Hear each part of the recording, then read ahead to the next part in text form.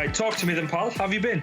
I'm all right, bro. I'm all right. Have you enjoyed the time at home without the missus, or have you been lost? Have you bit of freedom? Have you?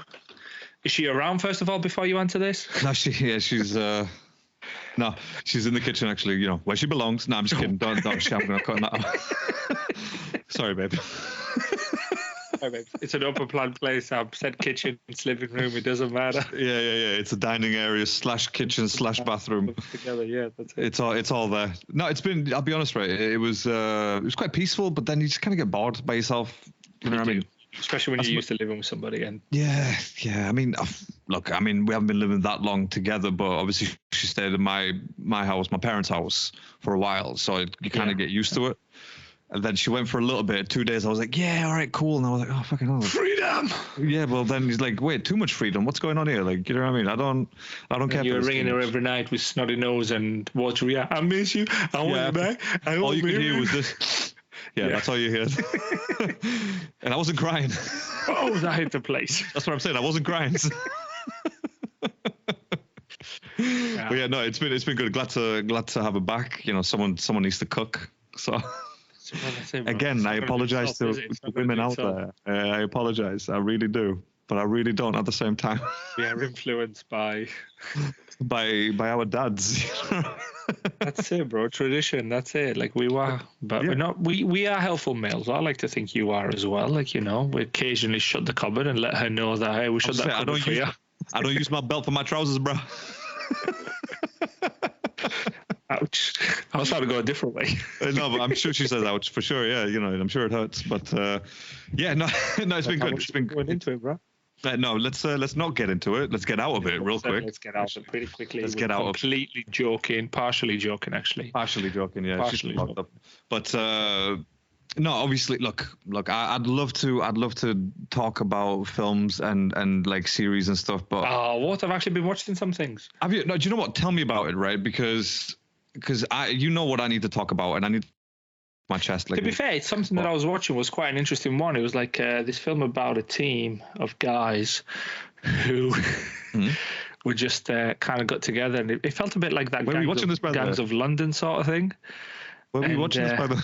When? Out of curiosity, yeah. No, where? Like, out of curiosity, like, was it like a website or was it? All right, okay. Just at home, on the telly. Okay. On the telly. All right, okay. On the telly, yeah. Yeah, on the telly. I think it was a BBC actually, but it was a one-off drama of how a team, like, I felt it had a lot of action, but they just couldn't hit the target. Like, they were just continuously shooting and building it up, and then just absolutely awful. Somehow they had two of their guys ended up dying to none of the other team. Yeah, I don't know what happened there. I'll be honest. 2 guys to 0. I'll be honest with you, right? If I was to be shot, I'd have those guys as my firing squad. Yes. Well, you know, so. Nah, joking aside, everyone was shit, but obviously you picked it up on it pretty quickly. I'm sure the listeners did as well. But listen, let's just jump straight in, man. What the fuck happened to your team, bro?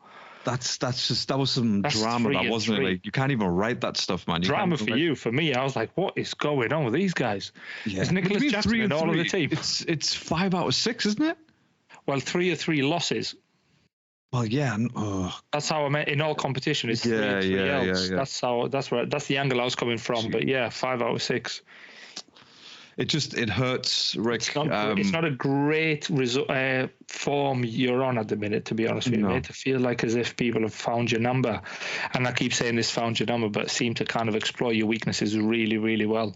But look, some of them are like self-inflicted. Like, why did Odegaard hit the ball so hard to hit the crossbar? Literally, why did he hit that so hard? That's a miss for me. I know it's a miss full stop, but I mean, more of a, rather than, ooh, how close was that? Rather than like, what the fuck? Yeah. Why was that not back of the net? You say they got our number, but let's just be honest about the performance. Like, you know, first half we were on top. I'm not going to say dominate. You were on top. Yeah, I'm not going to say dominated, because obviously Liverpool, you can't really dominate Liverpool, because at any given moment they can just show up, done, goal and finish. But no, I don't think they found our number. I think the problem that we're having, and clear problem that we're having, is in front of goal, and it's literally a front 3 or front 4 of Nicholas Jackson's, and there is absolutely no Sterling. There's no Well, Sterling, actually, that's it. That's it. Or Palmer. That's all no I've got. Sterling, no Palmer. Palmer, that's it. Yeah, that's the guy. That's the geezer. But, it's...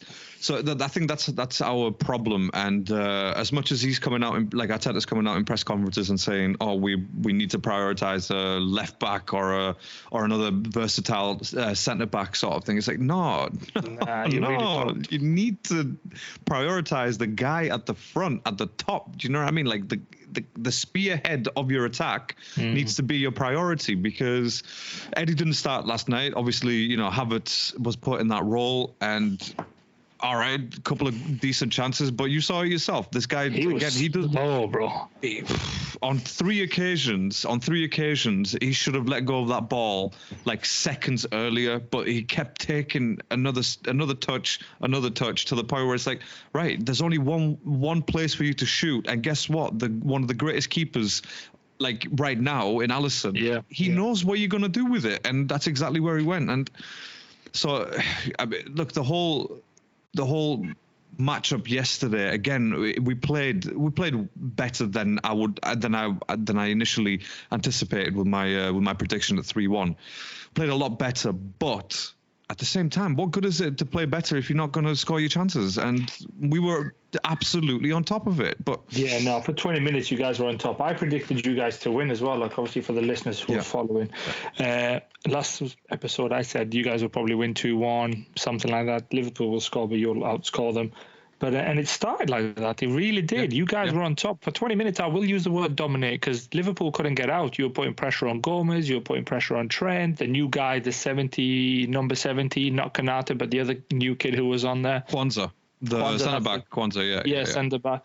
You guys were just, with pressure, you forced the mistakes, you forced those errors. Yeah. But for some reason, you just couldn't finish, man. You just could not put them. I go back to the Odegaard shot. That was the best opportunity for him to score.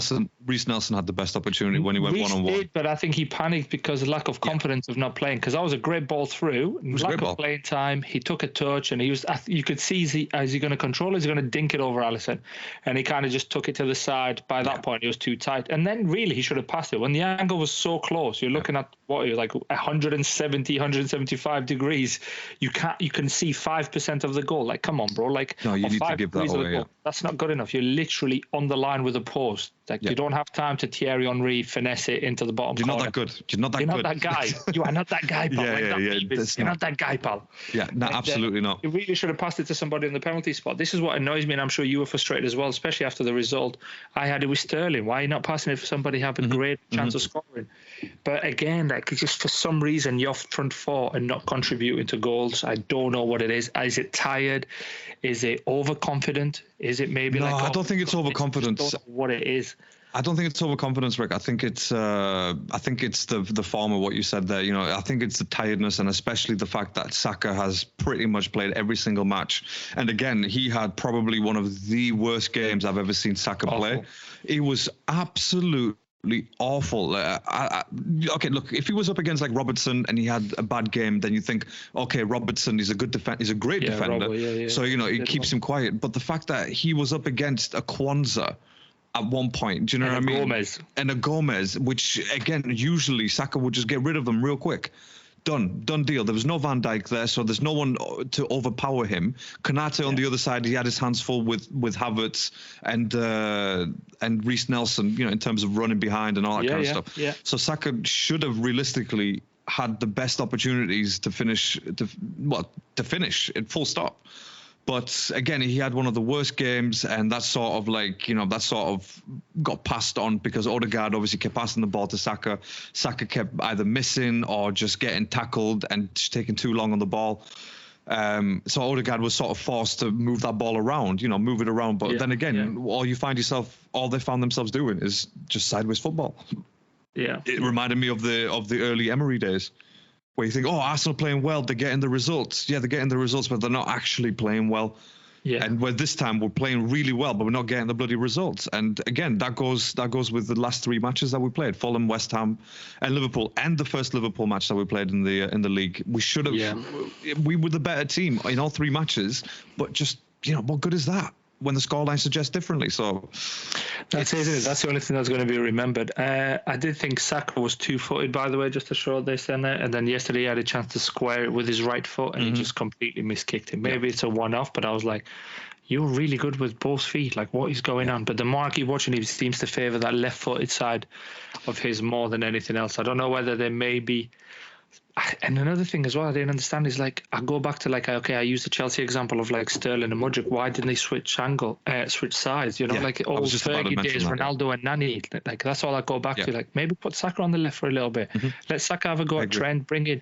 I don't know why Reece Nelson started, to be honest with you. Like, he's a third option after Trossard. I don't know why Trossard didn't start. Maybe not Martinelli. Start Trossard. I don't know. You know better than I do.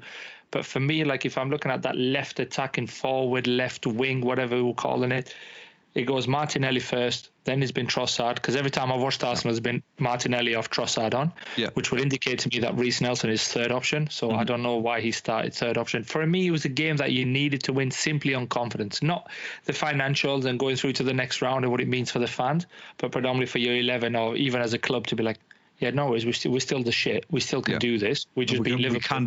We can beat Liverpool. Yeah. Let's crack on. Now we're fourth in the league, like a couple of points behind, but we can do this. And it really showed, like, because you had a strong 11. I'll be honest with you. Apart from Jorginho, we did. We had a strong 11. You had a very strong 11 out. We did. Liverpool had a decent 11 out as well. But then what I really enjoyed from Klopp, by the way, I just want to praise him on this, when he brought those two youngsters, that number 90, 80, and you know they're youngsters when their numbers are like 70 plus or 48 plus and so on. It was Clark and who was the other kid? And Bradley, I think, wasn't it? Yeah, Bradley. Yeah. So I agree. I totally agree. I think Liverpool at that point, they had the confidence to see out the game. Klopp, obviously, he's one of the best managers. He is elite, and he is one of the best managers, especially in our lifetime, that we've seen with our own eyes. Yeah, I'd put Klopp right up there in the top 5 of all time. Same. Without a shadow of a doubt. And again, I know it's been a few years now, coming up to 10 years almost, that he took over Liverpool. But again, I still feel Wenger should have left, and Klopp would have been the perfect manager for us, for Arsenal Football Club, because of the way that he plays and the way that Arsenal have always identified with playing. But look, obviously, that it is what it is now. But I think it shows. It shows that after the first half, the sort of technical or the managerial know-how or knowledge, that Klopp has over Arteta. You know what I mean? He shouted at his players, no doubt about it. Oh yeah, they must have got in at half-time bricking it. Yeah, what the fuck are you guys doing? I need you to get out there and close all this shit down. And you know what? That's exactly what they did. That's what they did, yeah. That's what they did. And obviously, look, the first goal, Trent, celebrated as if he just fucking scored against Messi in a final and just won the World Cup. Like, yeah, I did that. What did you do? You crossed it and my player headed it in. So let's just not get carried away with what you did. I hate those celebrations. You know what I'm saying? You just put a ball in the box, it's been scored. Like, calm down, bro. Like, you just did a cross. Yeah, well done. Celebrate it, see you later, move on. Yeah, that's it. Celebrate it with a team. We're leading. Let's get our head in the game. Brilliant. Yeah, but don't be like, yeah, I did that. You did nothing, fam. You did nothing. Literally, because the thing is, he crossed it, and the fact that if Ramsdale had been a bit more on it, Ramsdale would have came out and actually grabbed that ball. But the fact that Ramsdale hesitated, Kiwior was then forced to jump in and trying to defend that, but he didn't defend that, which is, and then, gets in the back of the bloody net. But yeah, Trent, oh God, I think... Quick pause, bro, while you're here. Sorry, go on. Hello. As you see a face appearing. Wow, that is a great appearance. Hello. As you can see, so obviously this is live as we're talking, but anywho... Oh shit! No, it's all right. No, it's not an issue. My darling wife just went, "Oh shit, bye." That's all right. Look, we've got time for kids here. Okay, that's just the way we're a family show. Family show. That's it. Especially today. Last week we were recruiting, and somebody said to me, "Goes, my brother who listened to the last episode was like, you're trying to recruit for a cult or something? Like, what is going on?" Yeah, obviously standard. That's what we do here. Literally, what we try to do, bro. We try to get cult of Tash, my guys. Hashtag yellow jackets. Everybody grows a Tash, and then we all get our yellow jackets. Even if you're 10-year-old. Yeah, even if you're 10-year-old, it doesn't matter. But no, good to see the little one, by the way. So I know listeners won't see them live. Absolutely, hopefully soon, because obviously we live next to each other now. Well, in the grand scheme of things, yes, we do. But it's a South thing.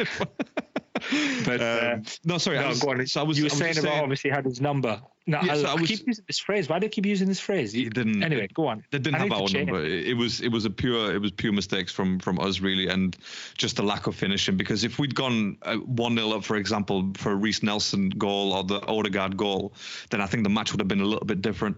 I'm not saying we would have definitely won it. It would have been a little bit different because they would have had different pressures on. But the fact that it was score, yeah, I agree. Exactly, and the fact that it was 0-0 during half time, again, gave them the opportunity just to be like, get the fuck on it. And then Arteta obviously must have been like, yeah, lads, you're doing well. Let's keep going like this. No, you need to keep pushing them to score a fucking goal. That's just the way that you need to push them.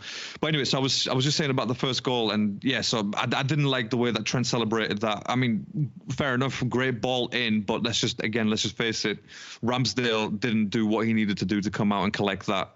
Whatever, he hasn't played in a while. I'm not going to blame Ramsdale. In fairness on his defense, by the way, very quickly on Ramsdale, and not because I like him and I'm fanboying over him or anything like that, but I think when the ball gets crossed in with such pace and power, it's difficult for keepers to come out. And I think that's what happened with your boy as well, whoever headed it. Especially in the crowded, in that crowded box as well. Yeah, 100%. That's it. Because then obviously if he comes out and there's a slight nick on it or a slight deflection, is going back of the net. Because as a striker, all you have to do then, this is not me speaking from experience, I've not played at a top level, but we've played the game. Somebody hits it, the slightest touch of your head, you just need to redirect it somewhere. You don't even need to put power on those crosses. Even a nose into that would have been enough. It would have been enough. It would have had a broken nose, but it would have gone in. But you'd have got a goal. Yeah, exactly. And next round the FA Cup, they would have got up and ran straight away to the crowd and gone, I did that. No, oh my God, yeah. I had to mention that. I had to mention that because of just the way that he celebrated, which was like, come on, bro, like get a grip of yourself. You didn't. Again, you crossed it. My player scored. Let's move on from it. Second goal, second goal from Diaz. He was knocking on our door for a long time, long time, and I'm surprised it took him that long to actually get that goal, but he did in the end. Fair dues to him. You can't again. I can't blame a keeper for that because our players, the Arsenal players, they were all pretty much up trying to score a goal and trying to get the equaliser. So, Diaz made the run through. There you go, 1-on-1 almost anyway. And then he just power shot straight to the top of the net. Boom, end of story, end of that game. And that was literally the last kick of the game. No, it was. I think the thing that made the difference as well for me was what's your boy called? Saliba had a good game until Jota came on. Jota came on and then started attacking Saliba. Jota seems to not care. Jota seems to just charge towards you. Think whoever your best defender is, Jota is like, yeah, I'll have a pop. I'll see. I just love that player, man. I really fucking love Jota. I'm sick and tired of Liverpool getting these players, and I'm like, I just love that player. Yeah, I love that player Diaz as well. By the way, I think Diaz is same. Well. I have absolutely no problems against any of the Liverpool players apart from maybe Trent. I've got a problem with 38. Oh, yeah, of course, yeah. We don't even know his name. RG. We'll call him RG.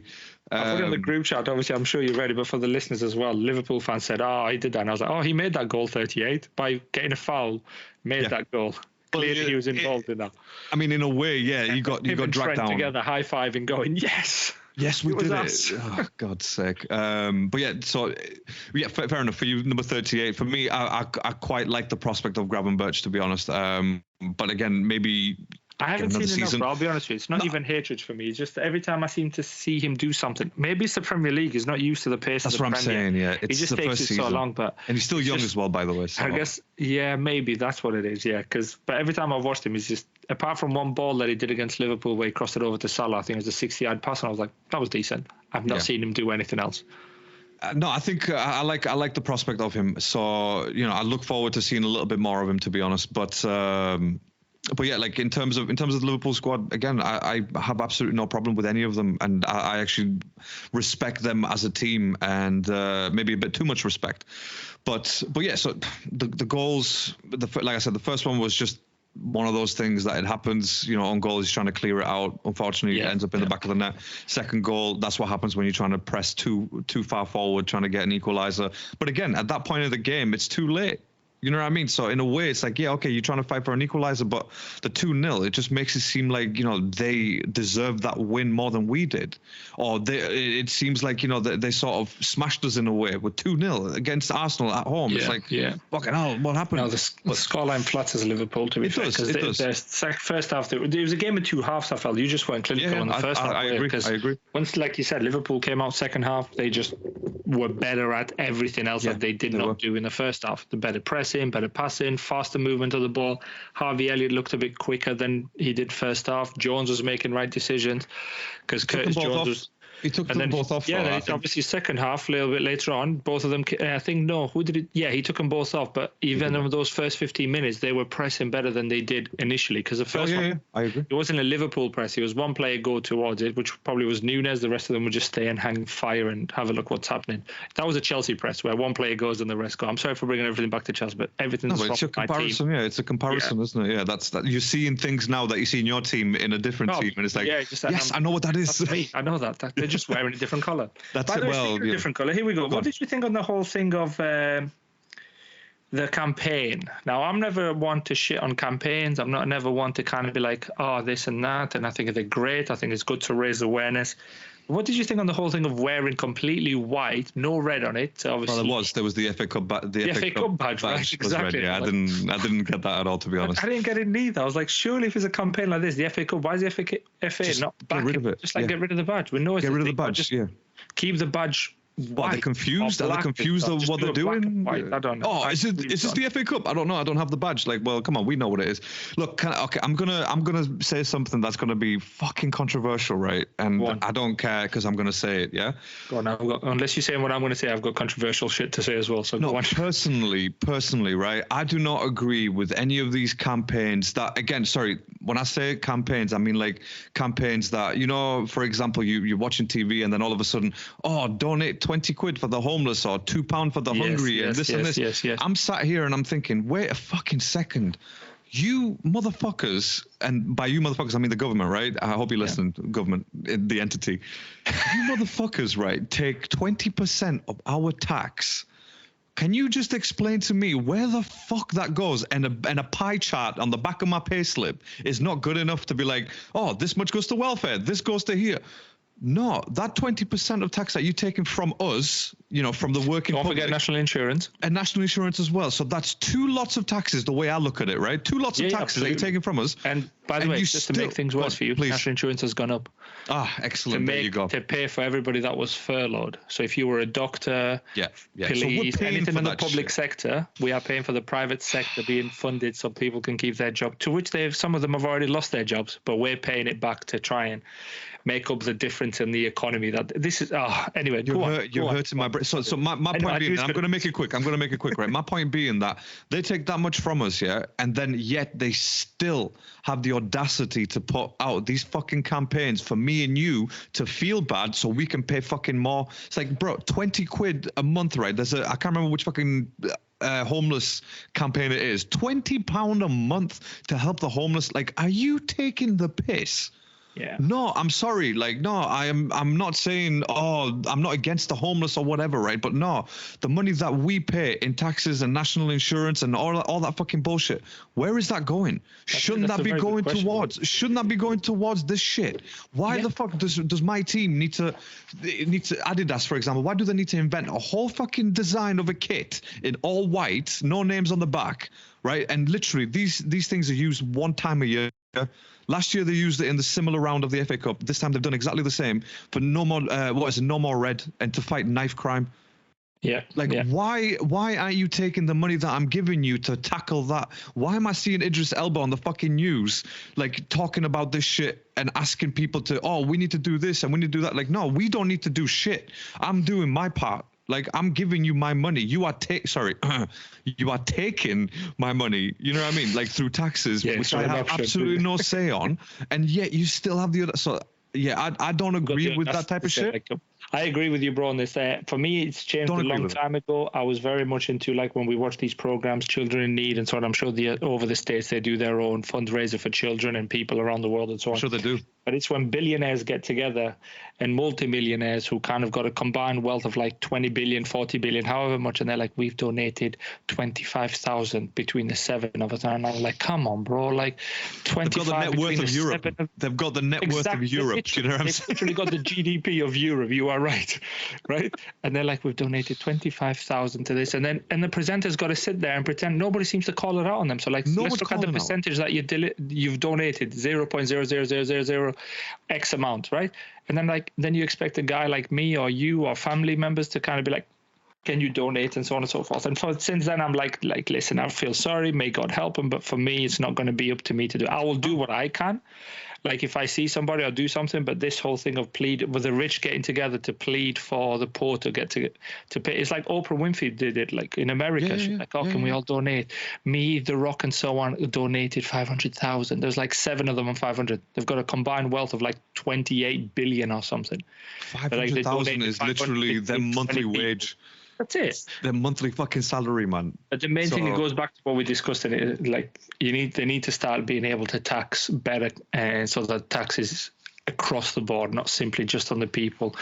Trevor Noah touched it best. I think I touched on last episode where he said Elon Musk bought Twitter with shares, and he put his shares up as collateral, and because on shares you can't get taxed because shares go up and down, so we don't really know the true value. But then when he bought Twitter, he put his shares up collateral, so then we knew the true value, so why can he not get taxed? Yeah. And it's just this whole thing of around it. And it's very clever economics. It's very clever. It's not clever economics. It's not, bro. It's dumb people just accepting it. That's what it is. That's what exactly, which is what we touched on it last time. But it's clever to people, if you've got money, for you to be able to avoid paying tax. You know, like Wayne Rooney was getting 350 grand a week, and he was paying 1% on £1,000. Why? The newspaper reported, I think the story's been killed. This is years ago, and everything was getting paid into an LTD. Then obviously he was loaning money from his own company, then only paying 1% tax, because on a loan you don't really pay tax.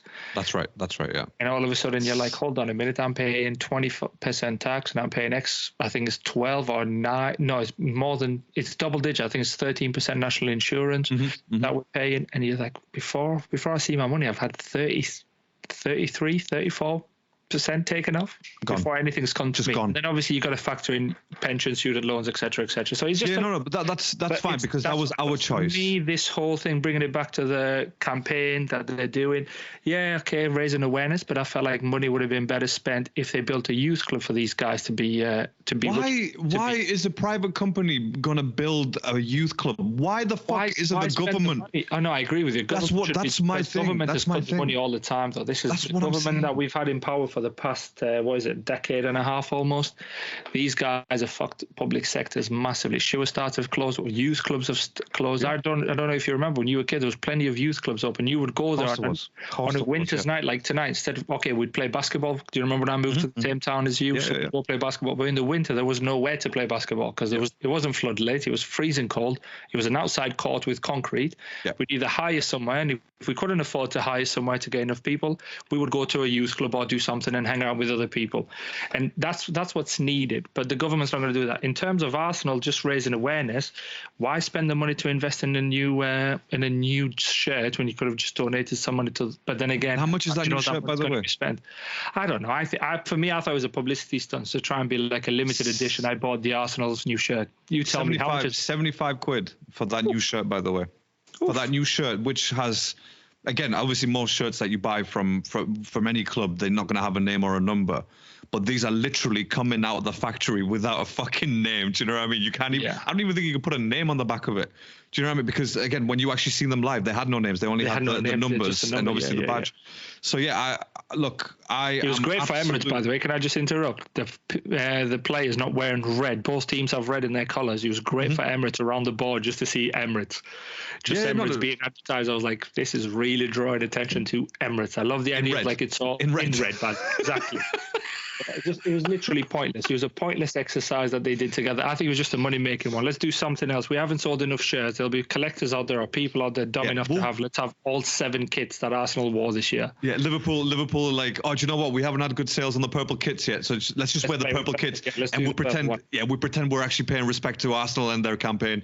But look, I'll be honest with you, right? I like the touch from Liverpool to wear purple and not red. And they actually didn't wear any red on their kit, by the way. Exactly. Yeah, purple and black. Apart from the FA. Apart from the badge, which is again, mad as fuck. Which I don't understand. Like these private companies, okay, FA is private as well, but like the FA, and if Liverpool are doing it, why can't FA just simply change the badge to white with black or black with white? You know, support the just campaign. For that one time moment, just support the campaign. But even the campaign for me is just like meh. Oh no, I agree with you. That's the strawberry laces or whatever they're called, rainbow laces that they did, or the red laces to help with AIDS. If you buy red laces, and it's I think there was a study done before very quickly on this, and then we'll move on. The donations to Africa, and this is when people get what do you call it, really greedy. There was £1 billion raised, right? £1 billion raised over a decade and so long, and only 5 million made it to the cause. Because everyone else had to get paid. Everyone else had to get paid. 5 million made it there. Yeah, because the people who organize it, they have to get paid, and this is why I'm like, what are you talking about with like UNICEF and all that shit? I don't agree with any of that. Like, I don't like. Why are you telling? Oh God, I don't want to. No, I don't want to get into it again. I'm gonna piss you off one more time. Ready Just for this? Hit me with it. Do you know when people are at the hospitals and all these other places collecting money for charities, right? Mm-hmm. They've already paid the money to get the tax break, so now they're just trying to claim it all back. Yeah. Oh my God. Oh God. So they get the tax break on it, and then they try to claim it all back by saying, "Could you donate to the dog shelter? Could you donate to the hamster society?" and so on and so forth. How come nobody's collecting money for flipping potholes on the road? Do you know how many shock absorbers I had to go through? I agree. That is for potholes on the road. Bro. That's like, a campaign I'm willing to pay for. That's a campaign I'm willing to pay for. I'm already paying for it. My fucking road tax. Well, yeah, that's it. Yeah, road tax, and then you get idiots on bicycles, and you know, or like a whole bunch of them going riding and shit on a main road, and you think, why do I have to swerve for you bell ends? You know what I mean? Like, you shouldn't even be on the road. Like, let's just be honest, realistic. You shouldn't even be on the road. If you're going to be on the road, you pay road tax like the rest of us, car drivers or bike drivers, riders, whatever. You're a road user. You are using the road. Yeah, exactly. I agree with you. Like, again, it's what's spread the cost, man. Spread the cost. That's all it is. If people are using the road, spread the cost. That's it. You're not pissing off drivers. It's a motorized thing, but still, the cyclists now. There's some of these electric bikes can go up to 30 miles an hour, like 25 miles an hour, 30 kilometers an hour, which is what 17, 18 miles an hour. Shot a £30 a year road tax on it. Yeah, that's it. Or even a tenner, bro. Like drop it down to £10 a year, whatever. You know what I mean? See how it works and see what you can do. One thing near where we live, and I'm sure you're going to see a lot of this now that you're near South and in London, is going to be cyclist lanes being bollarded off, and it's a single carriage. Yeah. Fire engines, ambulances can't get past because when there's traffic, because there's no way for cars to move to. Yeah. And and it's just somebody must have been sitting there in the office going like, yeah, this is a great idea. And I'm going, actually, hold on. All they've spent, I don't know how many millions they must have spent to get the road near where we live from. I think it's about 5 mile stretch they've done it to. Jesus now Christ. They've had to remove all of the bollards because it wasn't safe for people. Fire engines. For emergency services, police, emergency services. Thank you. That's the word I'm looking for emergency service. It just wasn't doable for them. Well, okay. In Middlesbrough, obviously, you've seen the bike lanes. You've seen the bike lanes. I've seen the £1 million spent on the bike. I don't even want to discuss like why the fuck there is bike lanes in Middlesbrough. First of all, right? Because they're all stolen bikes. So why are they even riding? You know what I mean? Why are they even riding on the legal roads? Anyways. No, exactly. Doggy. I'm pretty sure I've lost 2 tires to them bastards. But so my point is right. So the Labour government, or was it the Labour government at the time? Like MP, yeah. So he was the one who campaigned for these bollards, for these bike lanes, and then literally, so a couple of years later, when the new elections are coming up, every single one of the members that was going forward, going forward, one of their points was, I will remove the bike lanes and I will change the bike lanes back to a normal road. So it goes to show that we were never discussed, this was never discussed with the normal people, by the way. Changes that are made are never discussed with normal people. ULEZ, for example, and fucking congestion charges, has that ever been discussed with the normal people?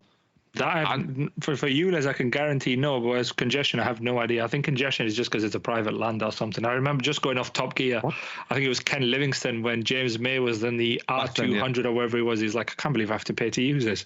Yeah, it's insane. It really is insane. So again, these are look, we've obviously gone a bit off topic. We'll bring it straight back. But I just think it's insane that the fact that again we are contributing this much to the country from our own income through income tax or whatever the hell you want to call it. Whatever shit they want to make up. Oh, it's a toenail tax or some shit. Yeah, fuck, we'll pay that, mate. Obviously, we've all got toenails. Road tax went up on my car, so I feel awful. Do you know what I'm saying? Like, what the fuck? I don't even want to share the figure of how much I spent. So, and it's just it's insane for the year. It's insane. Well, it was insane to start with, and then it was like on the final one, which I thought was ended this year. And they're like, no, we've extended for another year and we've put it up X percentage as well. So it's insane amount that I've spent this year on tax. Well, my mum, she just bought a Kia Picanto, right? Automatic, 1.2, yeah? So, again, 15 plate. So, fair enough, newish car for her, low mileage, all that kind of stuff, right? And from her Yaris, where she was paying £30 a year, by the way, £30 a year on a 10-plate Yaris, on a 15-plate Picanto now, automatic, it's gone up to 140 quid. No, my bad, sorry, 170 quid a year.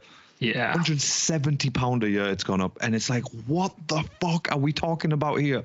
I thought the newer the car, the less you have to pay in road tax. Yeah, okay, well if that's what you think, ready for this? Because I know your Bugatti's going to cost a lot. I know your Bugatti's going to cost a lot. The Bugatti, I've left it abroad somewhere. No, you saw that bitch. You saw that bitch, bro. I saw it straight away. I got rid of it. I was like, what? Did numbers even go that high? Yeah, that was just for one tire. But ready, and it's not a competition, by the way, just on road tax to make people. No, hit me with it. What it is, because he said of the newer car, £510. Well, £503 for road tax for this year. For your car? For my car. Are you fucking serious? It is meant to be 180 for the year. And is meant to, I think what it was to do with, I think it was like a premium tax they put on people. And obviously, I'm not saying that I drive a premium car or whatever. That can be for judgment of people who have it. But we bought it because obviously we need it. Anyway, without rambling on.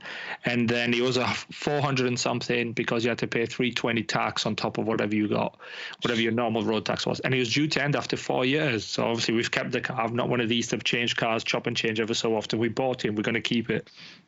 And well, you have to now. You've invested that much money into it. Invested another so £503.80 for the year, bro. Jesus Christ. And then insurance came at the same time as well, because obviously tax and insurance is when I bought. Let's not even talk about that. 4 years ago, I bought the car. So I don't even want to bring up insurance in this conversation, right? Because I feel insurance. I'm not even joking, right? I know you probably laugh at me, but insurance should not be mandatory. It should be voluntary, as in like, all right, cool, I'll pay my own insurance. Do you know what I mean? Like a civil case. You've crashed into me. No, I want £2,000. You can't have £2,000, mate. Like, I'll take you to a mechanic and do it, but it's mandatory to have insurance, isn't it? If you can't work, let's go to the civil court and sort this civil matter.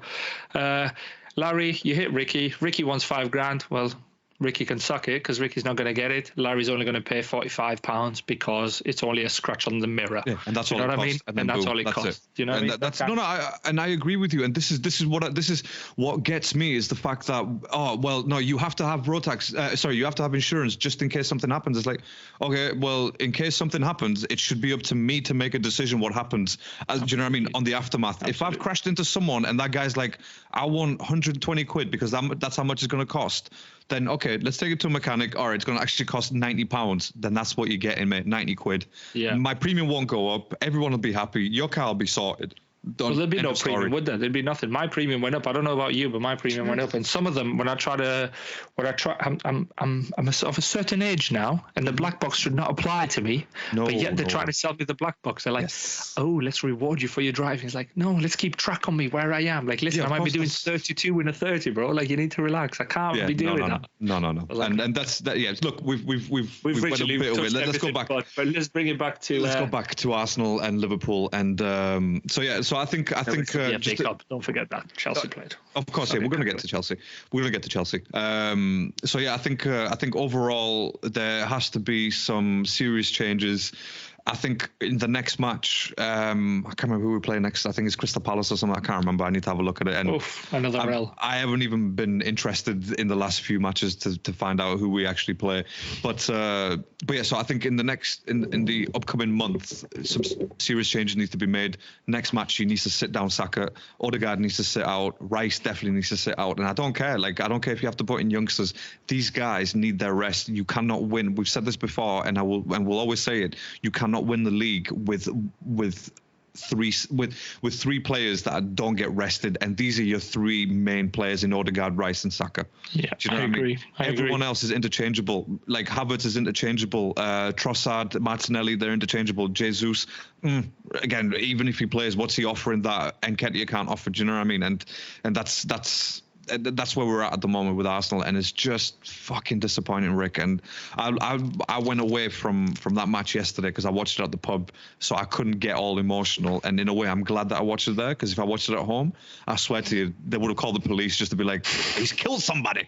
Something's going on in there. Yeah, somebody's killed someone. And but yeah, it was just frustrating, and it's getting to the point now where it's becoming just a bit of a joke, considering we're getting that many chances in the box or around the box, and we're not finishing any of them. Even one goal last night, right, would have just made a difference. Whether we won that match 1-0 or they won 2-1 or whatever the hell it is, or if we drew, it doesn't matter. Okay, at least it's like, all right, cool, someone's there to score. But when you see Havertz on 2-3 chances and he's taking 4 touches that he doesn't need to take, and he doesn't score, it's like, all right, cool, that's it. I'm out of here now. I'm done with this. Do you know what I mean?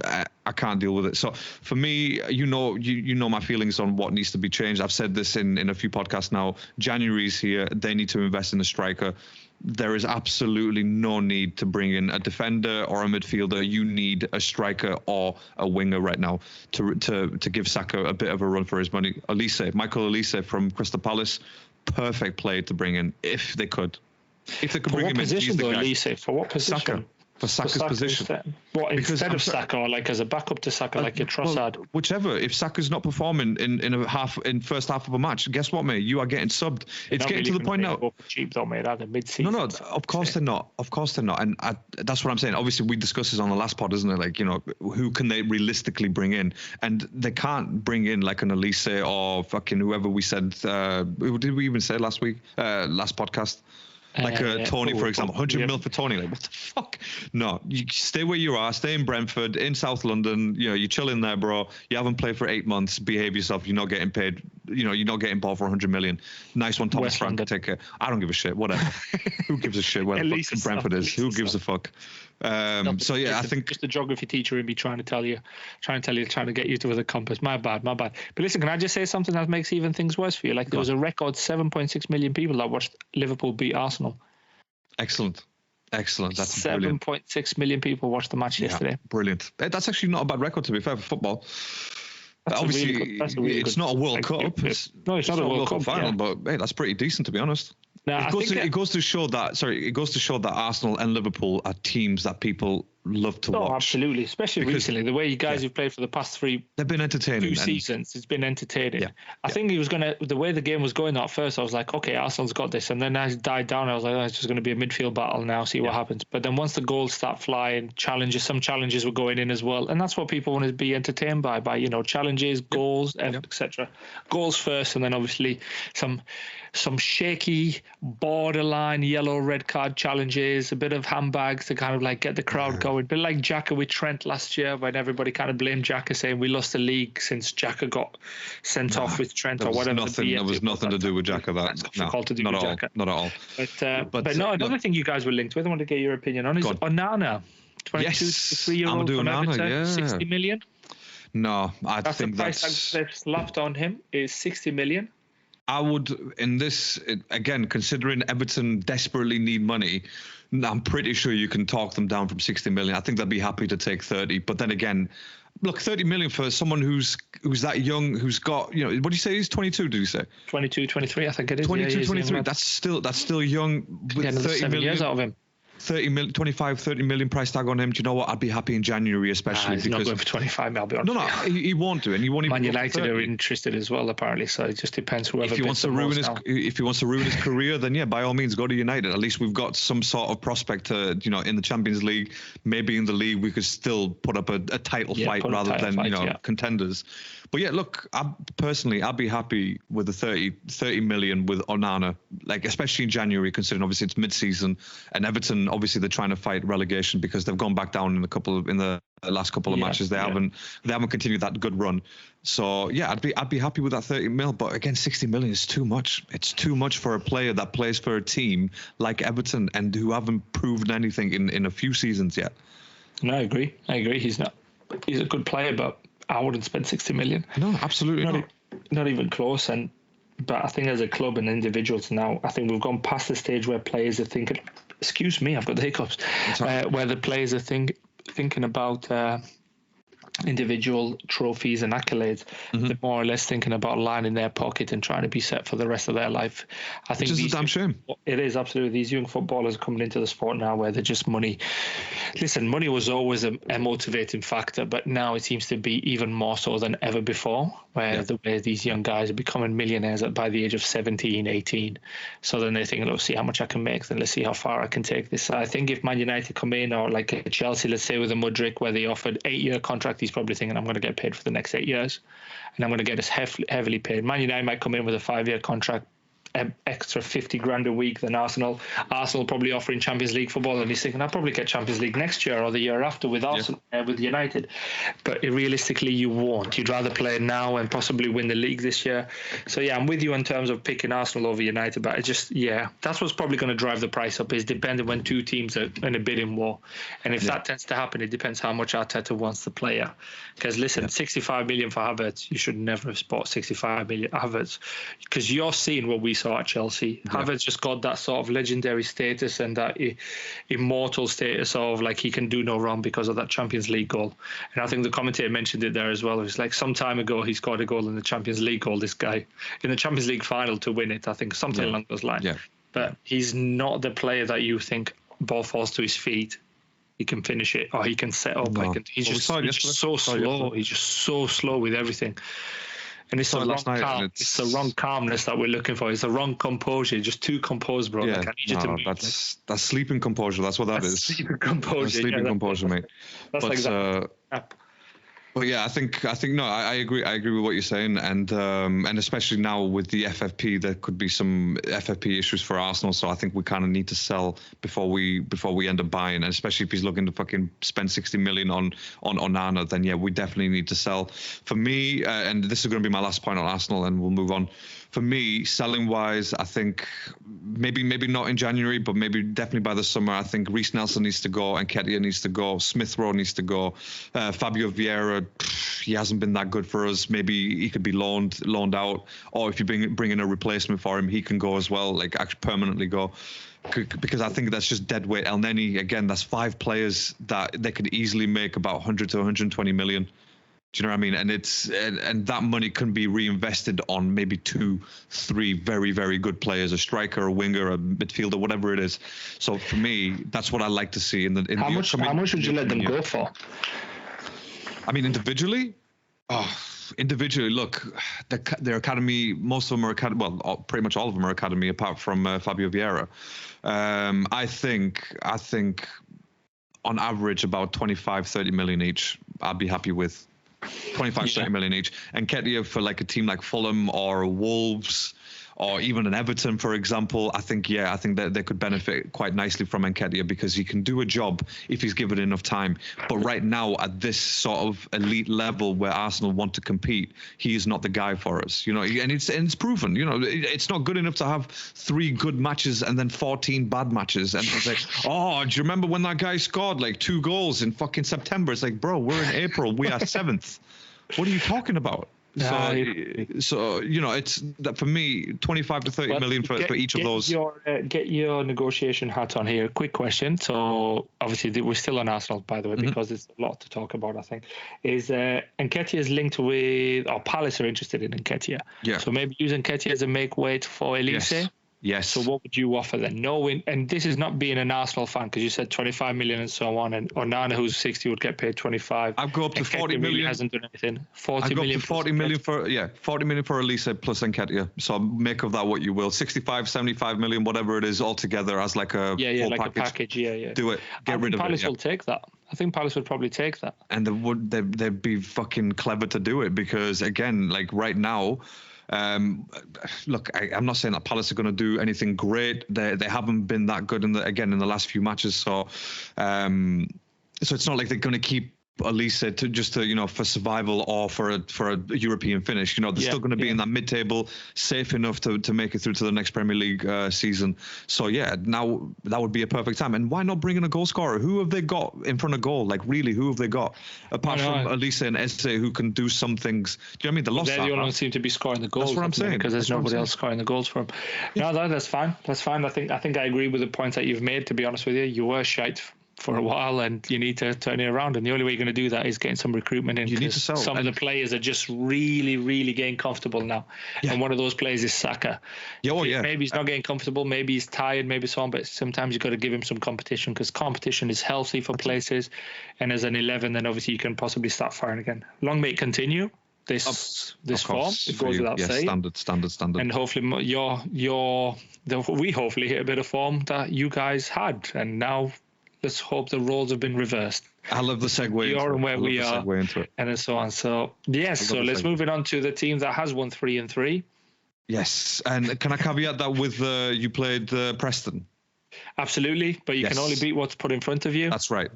We beat Fulham at Fulham. We beat Fulham at Fulham 3-1. That's true. That's very true as well. All right. Well, I'm going to get away from this podcast now. So you talk, and Mudryk scored, by the way, against Fulham. Yeah, he did. And played that was actually pretty good, to be fair, from Mudryk. He actually had a decent game. Aside, we won 3, but we still stood still, and it's more of a confidence booster than anything else for us. Yes, okay. That's what you need right now, though. That's what you need right now. That's what we needed, exactly. That's exactly what we needed. We needed to find the back of the net a couple of times for a certain place to get in the game. Let me start with, did you watch the Chelsea game at all? Chelsea Preston? I watched I had it on in the background, but again, after you guys scored, I think it was the third goal or second goal, I think it was, I turned it off. I was like, they're gonna win. And again, it was comfortable for you. It wasn't anything like to be, it wasn't like that exciting, first half, so was it? No, it wasn't.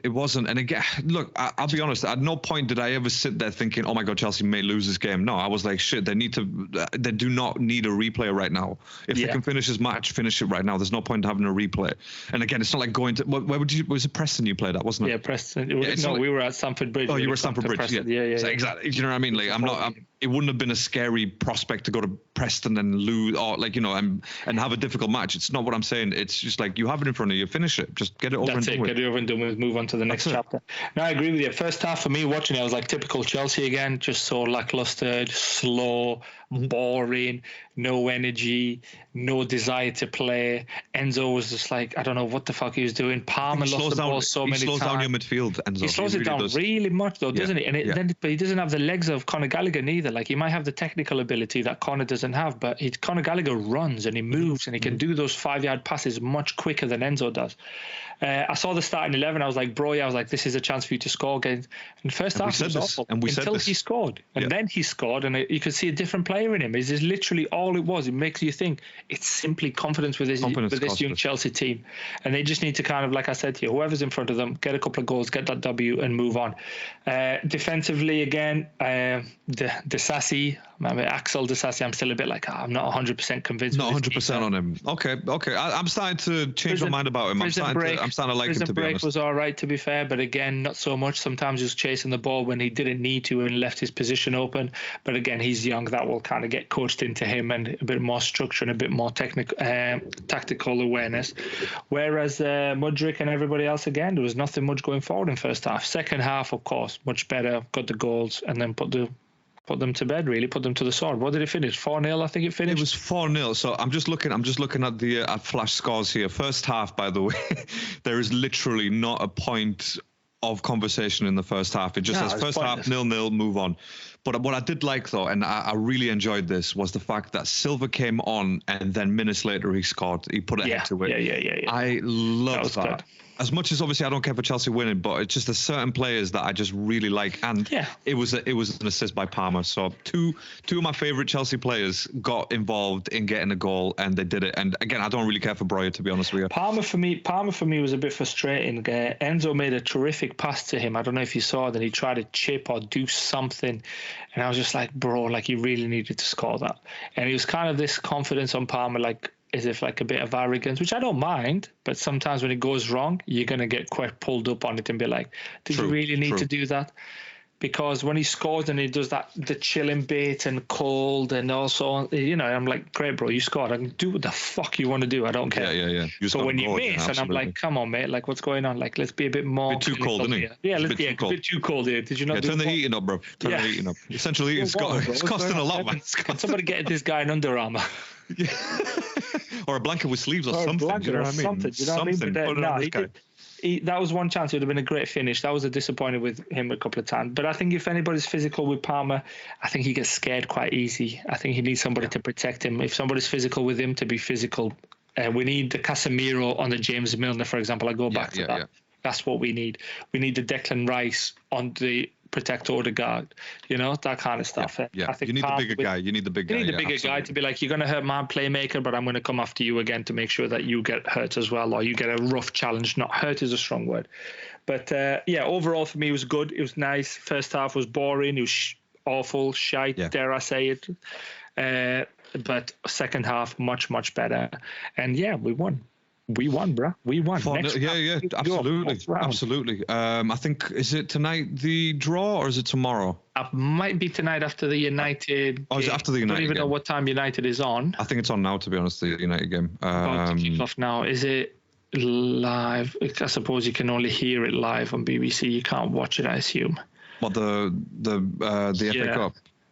That's a good point, actually. Yeah, I don't think it's on BBC. Let's have a look. ITV, it's saying, but I don't. It might be, if it's ITV, it'll be like ITV4, ITV2, or some BS. Yeah, I'm just gonna turn the TV on, see what's going on in the background. But so obviously, you know, hopefully you get another mediocre team in the next round, because the thing is with Chelsea right now, again, you're not going for the league, you don't have Champions League football, you've got the FA Cup. You've got the FA Cup. This is, like you said, this is the competition you've got in front of you. Yeah, that's it. So FA Cup, and why the hell not for Pochettino to actually, you know, win with this Chelsea squad after the bullshit that they've gone through? Not why any trophy, to be fair, is welcomed at the minute. Trophy, of course, the main target is that top four to get Champions League football at the bridge again, because that's where the money's in, and then obviously don't you get Champions League football if you win the FA Cup? Not Champions League, only Europa League. So you get Europe. So then getting Europe, win Europa League, make your way in the Champions League that way. I'm just saying, that's another European trophy, right? There's multiple routes to trying to get into it, but really you want to be in that Champions League place for next year. Do you know what I mean? Yeah, you're not getting top four this year. Like, that's not happening this year. I don't think so neither. A lot of things need to change. Like, you guys obviously need to continue on this bad form. Villa's start to drop points, and then we need to pick up. You know, a lot of miracles need to happen in order for us to get top four, and a lot of teams above us need to kind of really drop form. And I can't see us winning the next matches. If we win every single game, you give yourself a chance, but then that is a very, very. That's a tall order. That's a tall order. That it really is. You know what I mean? That's taller than Sterling, that, mate. You know what I mean? Yeah, well, to be honest, I don't think anything's taller than Sterling. But yeah, no, I agree. I think for Chelsea and the fan base right now, and especially Pochettino, I think this was a very, very good result. And again, as much as I don't want to see you guys winning or whatever, at the same time, it's quite enjoyable to see a team on a change, you know what I mean, on an upward trajectory, just to be like, okay, cool, so they're learning, you know, they're doing something different. Because if they just keep losing, if you lost against Preston, I'm pretty sure that would have been Pochettino's fucking job. Like, I don't have a doubt about that. Especially I think, to be honest with you, a lot of people would be calling for it, because let's be fair, like, he really needed to do good against. He needs to beat these teams. Like, fair enough, we're losing to the West Hams and the Brightons or whoever else we've lost to this season, the Wolves or Palace, whoever. Well, I don't even know who the hell we lost to, but we lost to some teams. At Christmas Eve, I think it was Wolves. We lost to Wolves 2-1. You did, yeah. But it's all about, like, getting some points and getting up that board. At the minute, we've got 3 wins out of 5. We're sitting 10th, 28 points. I think I put it on the group chat. Man United is the only team in the top 10 with goal difference in the minors. Yeah. And then I'm just like, wow, our goal difference is 3, and it's not that great neither. It's not great, but it's still in the plus, though. It's in the plus, but like, you know, we're what, 12 points away from top 4, and we've got Tottenham in front of us, we've got West Ham in front of us, we've got Newcastle, Brighton. There's a lot of teams that need to do awful, and obviously Arsenal and so on, who's currently sitting in 4th. Like I said earlier, the top 4 is really, really out of question, but if it can happen by some miracle, it's welcomed. But if we more than likely, it's probably try and win that trophy. EFL, if Liverpool get knocked out next round, by some miracle again, we're probably favourites to win it. But I see Liverpool winning that as well. You never know. It's a final. If it gets to that stage, it's a knockout tournament. Yeah, it's a knockout competition. That's it. Before we actually just move on, by the way, onto the rest of the matches, or the predictions that we had, I've just seen a kid there. I think it's at Old Trafford, isn't it, that they're playing? Yeah, is it Old Trafford, or is it playing in Wigan? Wigan. Yeah, it's a Wigan, right? Sorry, yeah. He was just a kid. I'm not even kidding. Must have been 11-year-old or something. He just took a puff on his vape. Took a puff on his vape. He did not. He did, mate. He did, and I had to do a double check on that. What is happening? Anyways, that's for his parents to sort out. Hopefully he has parents. But yeah, so I think with Chelsea, very good win. Like I said, it had to be done. But do you want to add anything else, by the way, on the Chelsea performance? On anything that stood out? Not so much on the performance, more like some of the news that's coming out from the camp is that Pochettino, they don't think he's the man to lead Chelsea forward. However, they're happy rumours again, but it's that time of year now. Anyway, it's January, rumours fly, rumour mill starts spinning, really starts milling. And they're saying that he might be obviously somebody who's not for the future, but he's really got a family feel to the group, because there was a lot of new stuff. Because you remember I mentioned that. But that's exactly what you want. Yeah, absolutely. And if that's what you want, but I think it's his lack of winning ability, the lack of trophy on his CV. Listen, we did it with Sarri. We bought Sarri and he hadn't won anything. And he started as a banker to start with before he went into football. And obviously he won Europa League against you guys that year.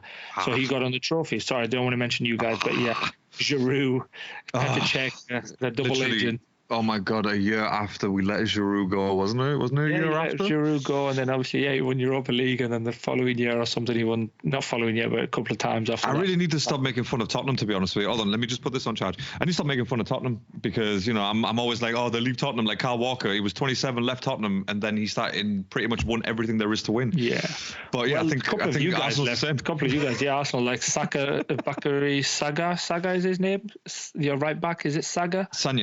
Bakary Sanya, that's it. Bakary Sanya. He won. Went to City, won the league, yeah. Samir Nasri did the same thing. He did the same thing, yeah, exactly. Van Persie.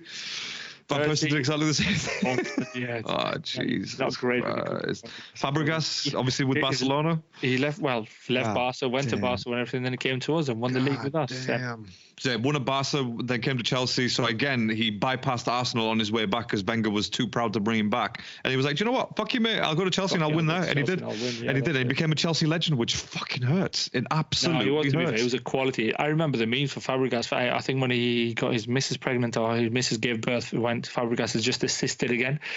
And he's just all this, and because that's all he was. He was an assist king. And one of the greatest goals, it's a very good goal, maybe not the greatest goal, it was Fabregas to Andrea Schürrle. It was just that one touch dink over. Nobody could stop it. And then Schürrle just touch and finish. I think it was against West Brom. First game of the season. We were struggling 1-1, cold night, Monday evening, something like that. And they were just like, Schürrle's just put it away. But when you watch the build-up, it's just like, Cesc Fabregas is just a genius. And Fabregas and Diego Costa, by the way, won us the league that year. Well, okay, Hazard as well, because Hazard was terrific.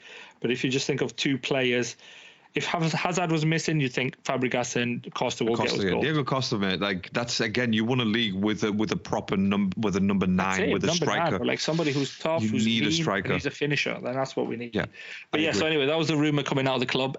Some rumors as well. Again, it's like Chelsea linked in with this defender, Chelsea linked in with that defender, and I just think to myself, for fuck's sake, more defenders. More defenders. Yeah, you don't need more defenders. You don't need more defenders, but. Obviously, look, it's a long month. We're 7 days into January. There's still plenty of time to go for any transfers to happen. Should we just go over some of the Premier League teams in the FA Cup then?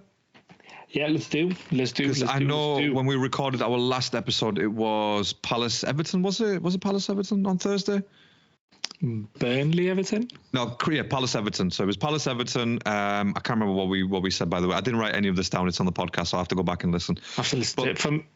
I didn't watch it. The only thing to come out with that is that Calvert-Lewin red card. I don't know how that is a red card, by the way. I've seen. Yeah, I saw that as well. For me, it's not a red card. Even if it was against my team, for me, it's not a red card. Even a couple of the Palace players came out, and you can visit. I think it was is it Will Hughes that they've got? Is it Hughes? Yeah, Hughes, the blonde guy. Yeah. So again, he came out. He was like, no way, that's a red card. So look, I don't know what's going on with the referees, but again, that's definitely a conversation that I do not want to have again about referees, because we're giving them too much credit out here. Too much airtime. Too much airtime. Yeah. Oh my God. Like too much breath as well. And I don't want to waste it on them bastards. But then we had Brentford Wolves. That was a 1-1. I think. Again, I don't remember what the predictions were. We'll have to go back and I'll message them on the group. But I there's think no real surprise there. No, exactly. That's it. There's two games where you probably think, you know what, these guys are actually going to cancel each other out more than anything else. So yeah. Fulham obviously won against Rotherham. I don't even think we predicted that, to be honest. But obviously the match for that day was Tottenham Burnley, and I don't know if you watched that, by the way. Did you watch Tottenham Burnley? No, I didn't watch it. No, I didn't watch it. Cracking goal by Pedro Porro, by the way, and that was literally the only thing that Tottenham offered throughout the whole fucking match. And it was 1-0, and that goal came quite late on, I think 78th minute. So it was just shocking for Burnley to concede at that sort of time, after being, in the game for pretty much the majority of it. But again, another lackluster Tottenham performance. And if it wasn't for that outside just rocket of a shot, it would have been 0-0. They would have had to replay the match. And I think that's probably more than they deserve, to be honest, because again, they just do not play well. I've said this and I will keep saying this. At least with Arsenal, okay, we're not getting the results, but at least you can see, okay, they're performing, but just need that one missing piece, like a Harry Kane, to finish the goals. You know what I mean? Like to finish that shit. So, and did you see Andrew's conference, by the way, when he got asked, how do you imagine winning? Do you imagine winning a trophy? And he goes, I don't need to imagine. I won a trophy. And I was like, to be honest, I like this guy. No, I'm sorry, Ray, but no, you won a trophy in the Scottish League, yeah? And the question was, can you imagine winning a trophy with Tottenham? So don't just be like, oh, yeah, well, I don't have to imagine. I won one. That changes the question, because you said, what's it like winning a trophy? And he's like, I've won a trophy. But yeah, with Tottenham, then it's a different question. It's exactly. So that's why I was a bit, Wigan nearly scored, by the way, and they came so close. Unanimous save. For me, while we're quickly on that, by the way, I don't know if you heard the news of Timo Werner coming over. Now, I'm going to share my thoughts on this. I'm a big fan of Timo Werner. I just loved his work rate at Chelsea. I think I touched it when we had DEFCON 4 podcast, when TT got sacked and Werner got sold and all these, and we just never replaced him with anybody. And I was like, shit, we need somebody who was just running, who just put the fear in defenders to be able to run and be able to take a first touch as well. Okay, we bought Mudryk, but it's not the same. And I want him to do well, but then I don't want him to do well for Tottenham. Does that make sense? I don't want Tottenham to do well. I want him to do well. So I want every game Tottenham to lose 3-2 and for him to score, to bag a brace every game. I want him to score 2 every game, but Tottenham to lose 3-2 every game. Do you see where I'm at? Yeah. So there's no advantage given to Tottenham, but individually, this guy gets a praise, because I felt like a lot of people judged him, and rightly so. He fucking missed sitters, mate. Sitter after sitter. He scored some important goals in the Champions League for us. He was a faster Havertz.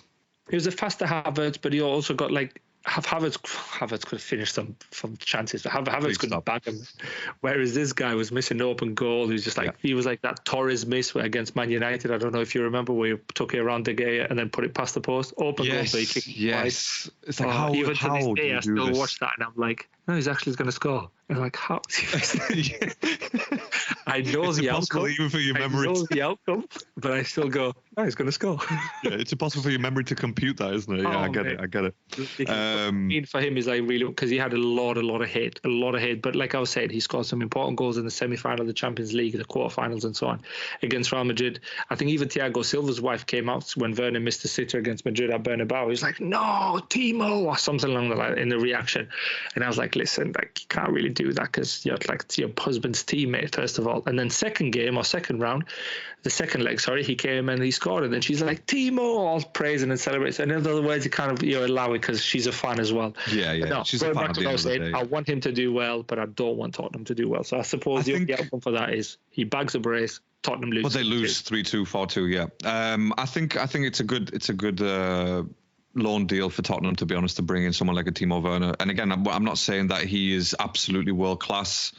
He is a good player. He's a very good player when he's on his form, and especially like if he's on a Leipzig style Werner, then that's going to be quite dangerous for the top four. But then there you go. I mean, again, they know the problems. They're not scoring goals. They're not scoring that many goals. You know what I mean? Tottenham. Yeah. And what's a solution?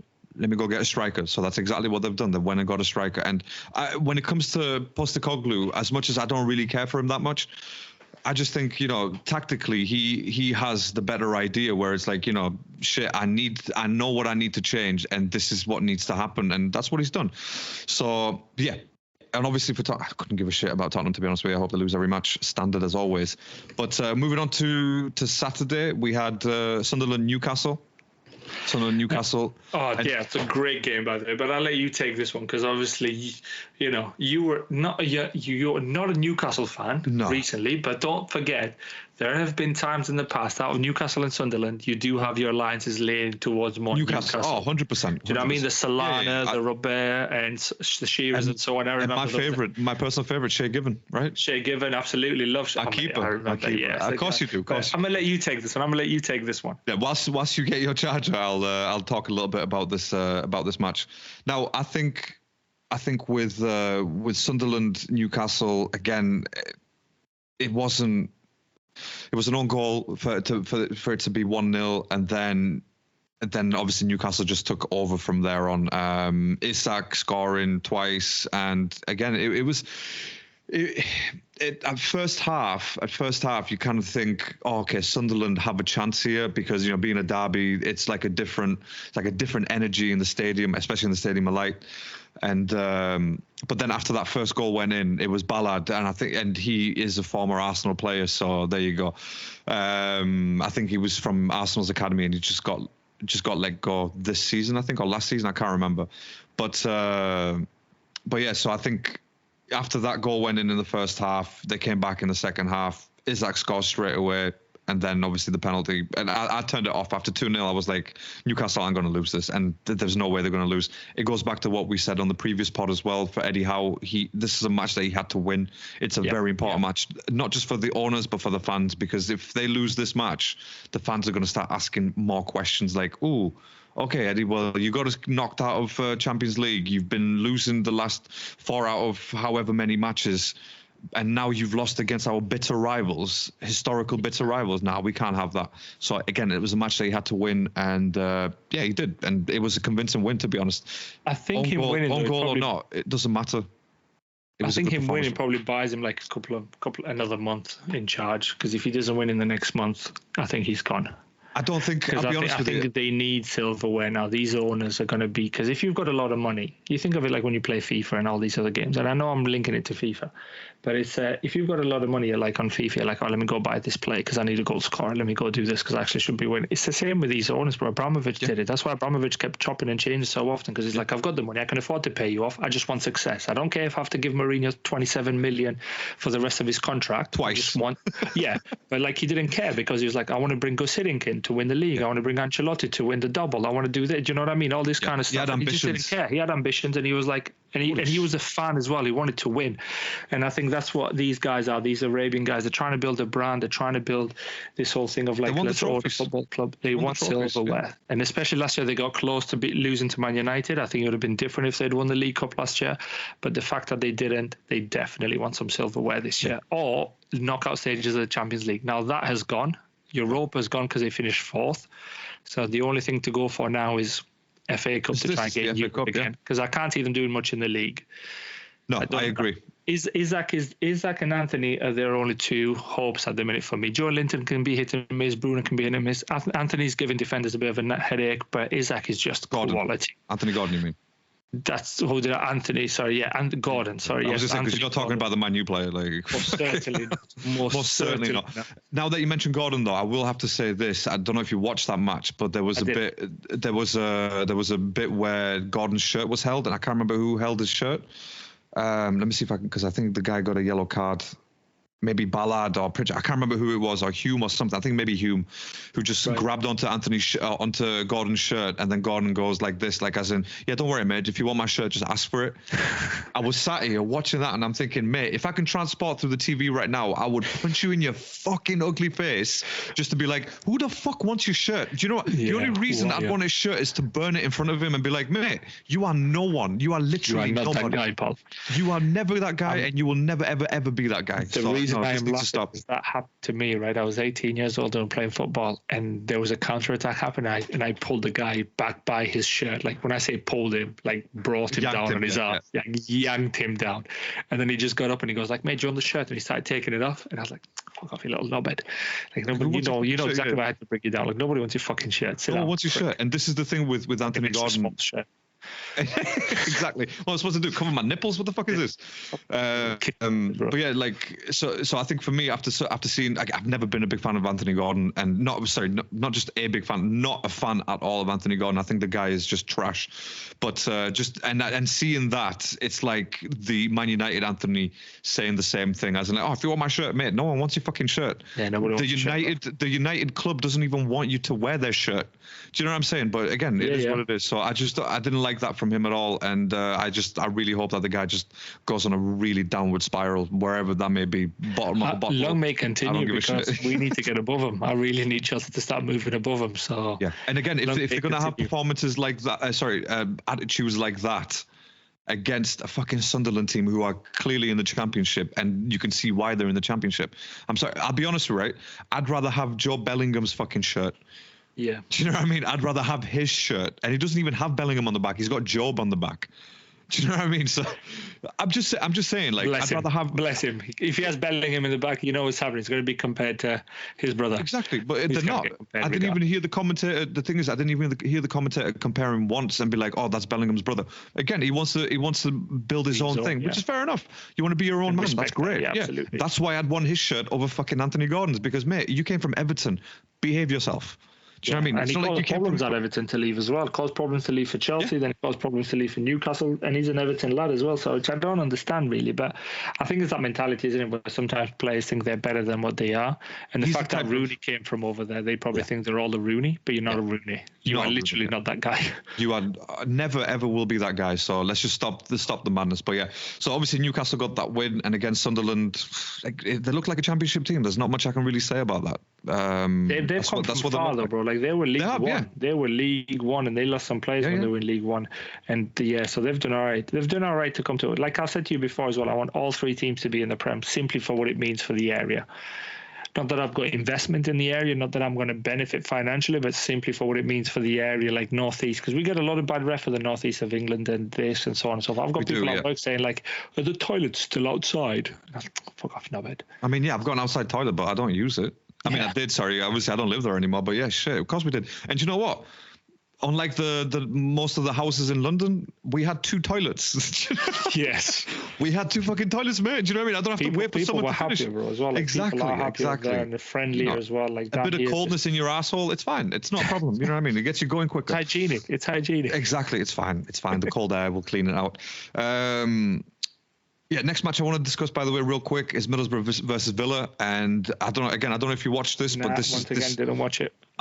This was in the background when Chelsea was playing at the same time, so I was watching this, and Chelsea was in the background, and I'll be honest with you, right? Villa, they didn't look like they were going to win for a long time, and then 87th minute, fucking Matty Cash steps up and he fucking scores, and I felt so bad. I felt so bad for Middlesbrough because they put on such a great match. And there's a player called Latte Lat, right? He's a striker, and he had probably one of the best chances. And it's like, how are you almost taking on the keeper and you're not scoring? Like, what are you doing?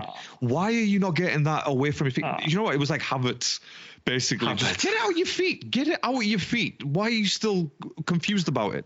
So I think Middlesbrough could have won it. But again, Aston Villa just stuck through, and it shows why they're a Premier League team. They can fight until the end and without giving up, with the same intensity. And by this point, what was their lineup like? That Villa's lineup? Did they kind of take some of the players out, or was it fairly strongish? I mean, yeah, they had Martinez, Moreno, Konsa, Longley, Cash, back four. Then Donker, Camara. I think Camara probably maybe the difference there, because obviously usually Douglas Luiz plays there. They had Jacob Ramsey, McGinn, Leon Bailey, and a guy called Duran at the top. So again, yeah, pretty much a full strength team. More or less, yeah. He was going to say a really good team. Now, I didn't watch it. I feel sorry for Middlesbrough. Like I said to you, same with the other two teams of Newcastle and so on. It's a shame for Borough, to be fair. But I suppose they've got this now against Chelsea, which I hope they lose, of course. But it's going to be bittersweet, because in a way, I was hoping they play Liverpool and beat Liverpool. But no, it is. Middlesbrough, their main aim now is to get out of that Championship, because they need to be back in the Prem. I agree. I totally agree with you. And I think it's tomorrow, isn't it? As we record, this is tomorrow that you play Middlesbrough. Tomorrow, we play Borough tomorrow at Riverside. Perfect. So I think that should be a good match to watch, to be honest. And again, if they put up a good performance like they did against Villa, I think it's not going to be a walk in the park for Chelsea. I still think he's stronger. I still think he's stronger, but again, it's knockout football. Well, it isn't in this case, is it? It's not knockout. You have two matches, so no. It's two matches, so. The thing is, the only thing that doesn't scare me for this is the fact that we've got the second leg at Stamford Bridge. So if anything does happen, we've always got that second leg, and we seem to play better under pressure, or when we need to do something, like against the better teams, the Liverpool, Arsenal, Spurs, and so on. We seem to do better than against the teams, the Wolves, and so on. I don't think we'll probably walk it. If we score early, we might, and it depends how exposed Borough are going to be. Are they going to think, let's try and get an equaliser, or are they going to kind of apply the knowledge of, let's go back to a 3-point bridge at the minute that some fans are calling us, which really pisses me off, but I can't argue with it. Is the fact that they're probably going to do that. If they do that, then we'll probably win 1-0, 0-0, something like that. But if they don't and they leave it fairly open, we'll probably walk in, probably another 3-0, 3-1, 4-1, 4-1 game. I can see that. I mean, I can see what you're saying, but I don't think it's going to be that sort of match. I think if anything, probably like a 2-1, 1-0. That's. Because they put up a very good performance against Villa, and that's all I'll say. Like, they were quite tight. The sort of the defensive line was really rigid. They didn't get out of that position very often. And the one time that they did, Matty Cash jumps up and gets the goal. So, yeah, I think. It's the crowd as well, though. The Riverside, we've been there. Like, I've been to Riverside when they're the underdogs. It was dead. Was it actually dead? Oh, yeah, was it was quite empty. Right. It was quite empty against Villa. So, I was quite disappointed and surprised at the same time. So maybe they were everybody saving their money for Tuesday night. It's a bigger game as far as they're concerned, right? It's a massive game. It's semi-final. They could win this trophy again. They're in the semis. They won the Carabao Cup, or the Carabao Cup as it was called back then, and got into Europe, and they had some magical European nights. But no, the crowd need to come into it. Like, they really make it hard for Chelsea. We've got young players, so just make it hard, loud, and just make it hard for Chelsea. That should be their motto, and that should be their game plan. For Chelsea, I hope Poch sticks to an 11, doesn't change again. Just go for the same 11. There's no reason for him to do that. Just go for it. Preston North End, Middlesbrough, more or less on par. So just go with that. Yeah, definitely. I agree. Moving on to Sundays real quick. Again, City, Huddersfield. We said there was going to be 4-0, 5-0, and that's what it was. It was 5-0. So don't need to really talk much about them. Again, I messaged in the group. Right? Yeah, I mean. Well, good. It's good to see him personally, but for as a good team, player, yes. Yeah, I don't really want to see him in a City shirt ever again, to be honest. But I mean, there's not really much to discuss there. They do what they do. They're just a boring team to watch when they're playing against these smaller teams, because they know they're going to win. Boring. I turned it off. I really turned it off. They went 1-0 up, but I was like, nah, I'm out. I'm not watching this anymore. And I even messaged on the group as well. It's Huddersfield, wasn't it? Huddersfield. Yeah, so let me just... To be honest, I didn't even attempt to watch it. No. Foden scores 33rd minute. Alvarez scored 37th minute. I turned it off after that. I was like, I don't need to watch it. I'm surprised you gave him that long. I know. It was just in the background, just happening. And obviously the sort of big surprise really was West Ham Bristol City was 1-1. So that ended up in that's going to be a replay. Bowen scores 4th minute, and then second half they bring one back. And obviously we discussed Arsenal-Liverpool, which was just whatever. Well, we didn't discuss much on Liverpool on that one, to be fair, mate. I know. Obviously we've been going on for a little bit, but Liverpool for me were really good. Really good. But can I just touch one more thing on Nunes? How is this guy how is this guy leading Liverpool? How is like? What do you mean leading? What do you mean leading? As in, like, the number nine leading the team as an attacker, like kind of leading them. Like you mentioned earlier, Arsenal needed a spearhead. This is that guy. This is their spearhead. I think he's a false. Did he even hit the target? He's a false spearhead, Enric. That's what he is. He's awful, bro. He is literally awful. Like there was a chance where he needed to square. Liverpool counted, right? And he needed to square it to Diaz. I don't know if you saw that. And he put him 2 yards behind him. Yeah. Not even just like. I even put my hand on my head. So wrong. I even slapped my own forehead. I was like, "What the fuck is this guy doing?" Like, because again, you at the end of the day, obviously, you know this yourself. Yeah, we watch football when we see our teams. We're like, yeah, we love our teams and stuff. We want them to win. But at the end of the day, we watch football because it's football. It's just a beautiful sport. And when you see someone fucking up like that, and you think, oh, I don't even know how you're doing this. Like, I could even see. Before you even made that pass, I could even see what you needed to do, but you still didn't do it, and you're getting paid so much fucking money. Yeah, I know. So, no, you're right. I don't know how he's doing this. I don't know what he's doing. I think they're going to have a Diego Forlan in their hands if they're not careful in terms of coaching and getting him to be a finisher, because Diego Forlan for Man United couldn't score for shit. Went to Spain and started banging him in. So he could literally be their Diego Forlan. Uruguayan as well. So they need... I don't know where they go. You can't win the league with him, though. I know he scored 2 goals against Newcastle and maybe bought himself another lifeline, but against Liverpool, against Man United, against these other teams, the Arsenal, sorry, not Liverpool, is just like, what on earth is this guy doing? Yeah. What on earth is he doing?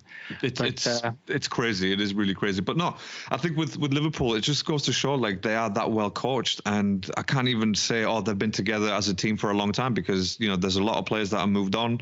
Salah obviously didn't play. So again, you can't really say, but they had the game changer in Salah. Yeah. They didn't. The game changed when that goal went in, their own goal went in, and then Liverpool just sort of pounced, and they smelled blood. They smelled blood, and the second half, they smelled blood. The second half, they really showed that as well, and it was, it was. I can't even be mad at the result, but obviously I am mad because what a goal! What a goal, by the way. By the way, who you were? Dalot. Dalot. Right. What a goal! Wow, just curled it in, mate. Come on, bro. What are you checking your pulse for? You're clearly still alive. Do you know who Dalot looks like, by the way? He looks like our mutual friend, the superhero. Honestly, I'm watching him now. I'm like, shit, that's our mutual friend, the superhero. It's brilliant. But I'm trying to watch it on my phone here, but clearly I'm at 21:14. I am on ITV. That's where I'm watching it, but I'm quite far behind. So I'm assuming this is leading up to the goal now. So yeah, that wasn't offside. Even if VAR was available, it wasn't offside, and it was just Rashford shoots. Slices and then he's like, oh shit, I need to pass it out, and then boom. There you go. Oh, great finish. Yeah, just saw that. You can't argue with that. I think the goalkeeper was maybe blocked by a couple of his own players, but it was a good goal. Yeah, because he did a good save earlier, by the way. So we're not commentating. Did you see this Rashford save? Not shave. Rashford's save when he kind of took it past 2 defenders and then smashed the bottom corner, but keeper went quickly. He had 3 players in front of him, by the way. Yeah, 3 players in front of him. He couldn't see shit. But yeah, so yeah, with Liverpool. By the way, you mentioned earlier, what if scenario? Why didn't Wenger leave and we could have brought Klopp? Yeah. I just keep thinking, what's his name? Abramovich build a squad around getting Pep Guardiola in, the Salah, the De Bruyne's, and so on and so forth. And then we had to sell them all because Mourinho didn't fancy him. Mm-hmm. But imagine if instead of getting Mourinho again, we get Klopp. Mm-hmm. Mm-hmm. Albeit Klopp was a nobody back then. I don't want to imagine that. I'm just thinking, can you imagine what he could have done with that Chelsea team? Well, he wasn't a nobody. I mean, he took Dortmund to the final of the 2013 Champions League.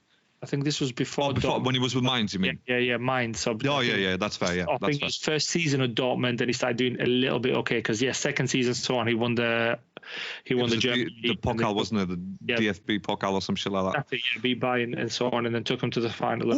What a save! But did you see that, by the way? Did you see that? Commentate this game. Is that what we're doing? Sorry, I'm just wow. I am massive. I am loads of seconds or minutes behind you. I'm on 23:01 now. Oh, yeah, he saved it. That wasn't over the line. That wasn't over the line. Yeah, before. I'm 24 now. It's got to 24 now. 45 seconds behind you. But yeah, as I was saying to you, I just a what if scenario for me would have been imagine Klopp at that Chelsea team with those attacking players, and what he did for Liverpool, what he could have done for Chelsea. Salah, Hazard, De Bruyne in the middle, just lethal, just frightening. But lethal. Again, maybe in another universe, using that Marvel theory in some sort of a different multiverse. universe. Yeah. Absolutely. That's happening somewhere. Yeah, but, Chelsea had the Real Madrid in that alternative universe. Standard. Yeah, that's it. With Jurgen Klopp, we won the Champions League every year, won the league, treble each year. Easily, you haven't lost a match, have you? I haven't seen darkness. So I still haven't seen sunset. No, you definitely haven't. I'm clearly behind you. Those flowers, they haven't literally. Do you even water those flowers, bro? I water them all the time, bro. These are the flowers that need sunlight. Why do you think I'm always traveling? Must be expensive finding just the right spots around the world that are in daylight. But yeah, look, I don't have anything else to add on the FA Cup. Obviously, we've got matches coming up in the next couple of days with Liverpool. Who Liverpool facing, by the way?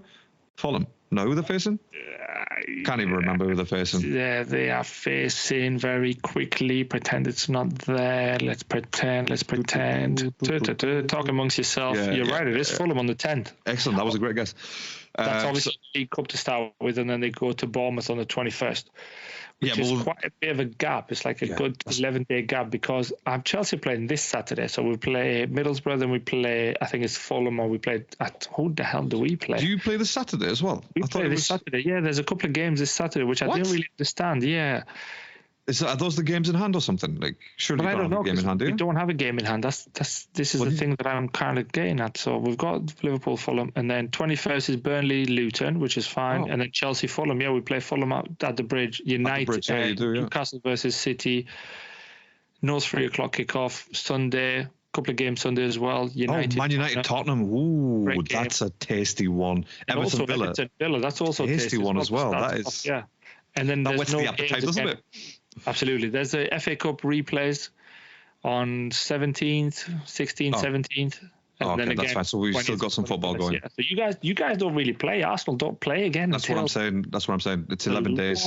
Yeah, man. That's 12 days. It's a lot of time to kind of work in 12 days from now. Yeah, as this is being recorded, 12 days from now you play, which is a long time. Kind of get on they're going to Dubai. Train. They're going to Dubai to hopefully get the team back together and work on some new tactics and hopefully get. That's great for me. I love this hot weather training, right? Which is great, but then that hot weather training cannot be applied in the hot weather. When you come back, it's probably snowing and sleet. Yeah, it's going to be cold as fuck. It's still January when they come back. Snowed today. Yeah, exactly. Yeah, it literally snowed today. Yeah. So this is great hot weather training, that's what they label it as, a hot weather training, so on and so forth. But there's nothing wrong with training in the snow. Just get used to the environment, especially for Arteta, who try to play You Never Walk Alone. It's trying to get used to the environment at Anfield. You better make it snow at London Colney, mate. You better make it snow. Where's that fake snow at? Bring the wind blowers. That's it. Bring the wind blowers, mate. Seriously. But yeah, look, we'll obviously come back. We'll obviously come back with another podcast before the weekend, since there's some matches on. So we'll do some quick fire predictions about on those. And I don't have anything else to add, mate. We've discussed pretty much everything we needed to on this one. So if anyone's got any questions, please hit us up on Facebook, on X, formerly known as Twitter, or just drop us an email, really, at anywhere.com. No, definitely don't drop us an email because we don't have one. So find us on X or find us on Facebook. Yeah, stick to the socials. Find us on those. And but yeah, Rick, if you've got nothing else to add, mate, we'll bring this to an end. We'll get this out for everyone. Nothing. Send us out. And thank you so much for being here. Thank you so much for listening, for bearing with us, and we'll catch you on the next one. Until then, stay safe, stay alert.